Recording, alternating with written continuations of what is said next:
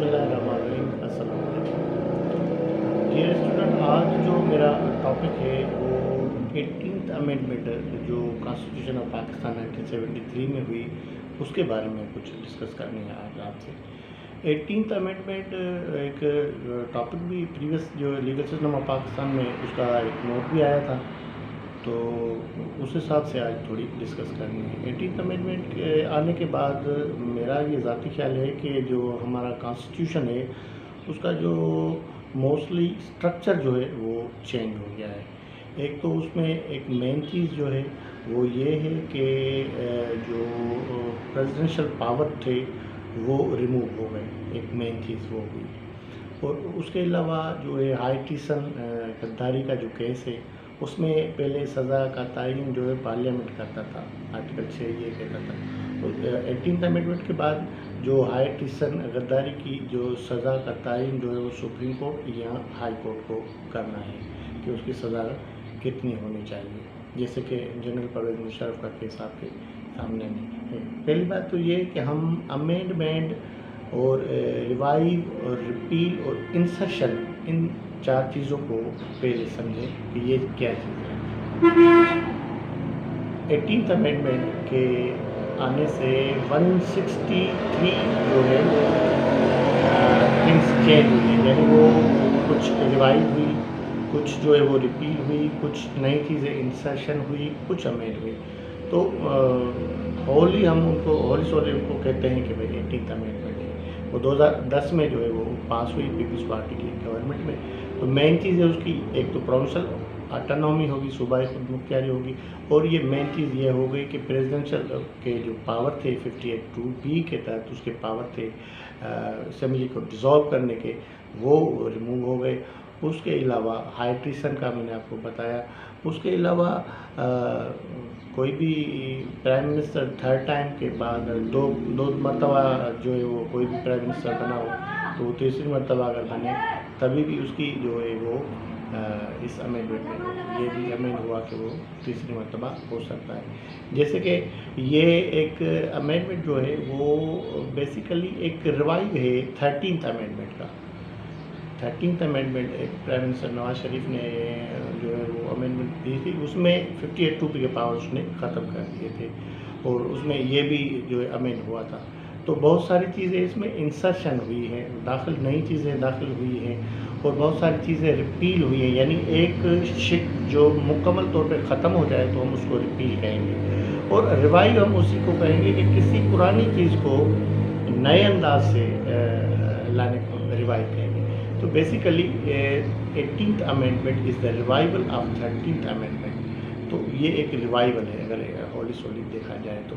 बाकी बहुत सारी ऐसी चीज़ें हैं 18th अमेंडमेंट की, जैसे कि प्रोविंशियल ऑटोनॉमी में ऐसी चीज़ें आ जाती हैं कि बहुत सारे डिपार्टमेंट जो है उनकी लेजिस्लेशन उनको होली सोली उनके हवाले किया गया है।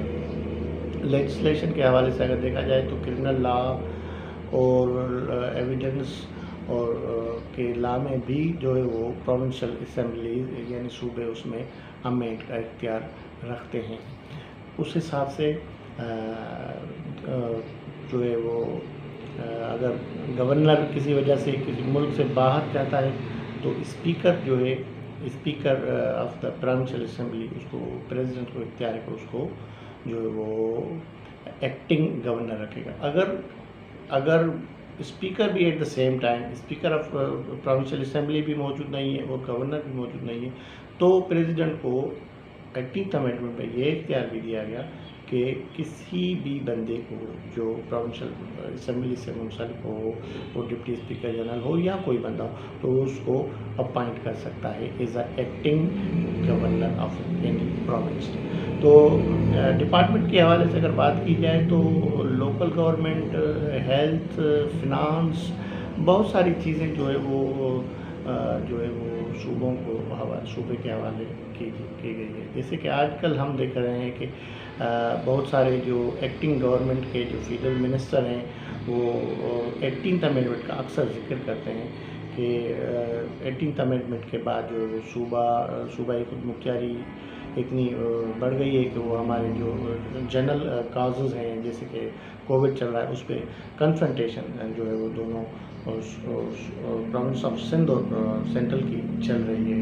تو اس حساب سے اگر دیکھا جائے تو فنانس کے حوالے سے نیشنل اکنامک کونسل کا جو اسٹیبلشمنٹ اس کی جو ہے وہ ان صوبوں کے لیے ان میں بھی جو ہے وہ ایک کونسل کا جو پراپر ہوتا ہے کہ وہ ان میں صوبوں کا بھی جو ہے نا ان کے ممبر کی بھی جو ہے وہ جگہ رکھی گئی. جیسے NFC ہے نیشنل فنانس کمیشن، وہ ایک ایسا ایشو ہے کہ جس پہ صوبے اور وفاق آپس میں بہت سارے باتوں پہ الجھتے رہتے ہیں. اس میں یہ ایک چیز تمیز کی گئی کہ NFC جو ہے نیشنل فنانس کمیشن وہ صوبوں کے لیے ایوارڈ پاس کرے گا، مگر جو پریویس ایوارڈ ہے اس سے زیادہ ہوگا، جتنا ہوگا مگر اس سے کم نہیں ہوگا.